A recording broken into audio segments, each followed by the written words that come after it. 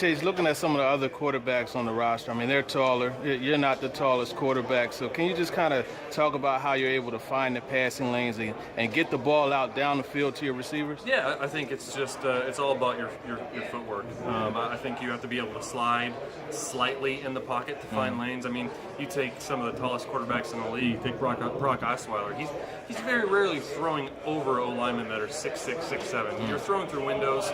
There are certain times where, for me, I just have to trust where my receiver is going to be. Right. I think any quarterback has to do that, but I think especially for a little bit smaller quarterbacks, you just have to trust and let it rip and know that they're going to be there. I know you got to spend some time in New Orleans with Drew Brees. What were some of the things that you were able to get from him as far as that kind of thing, just being able to find the passing lanes? I think his pocket awareness is better than anyone I've ever seen. So he's just so subtle in his movements, but it's just enough to get a pass on him. It's just enough to miss a D and swipe him for the football. And that stuff, it's hard to teach that stuff. You sort of just have to know it. And you have to feel it. Yeah. But he's one of the better quarterbacks I've ever seen at doing that. Now, looking at on this roster, Sam Bradford is a guy that Coach Peterson has compared to Alex Smith. Do you see similarities between the two players, and if so, what would those be?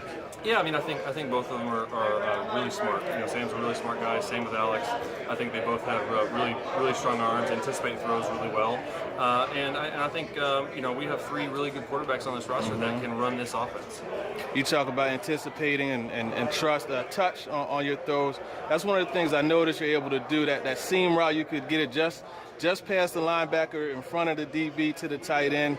How do you develop that touch pass and that chemistry, and along with that, your passing camp? How is that going to help that chemistry? Yeah, I think the experience factor a little bit, playing 8 years in the league, I think you sort of know what throws you can make, what throws that you have to have touch on, like your seam throws or your second level throws, like your dagger throws, and I think that just comes with experience.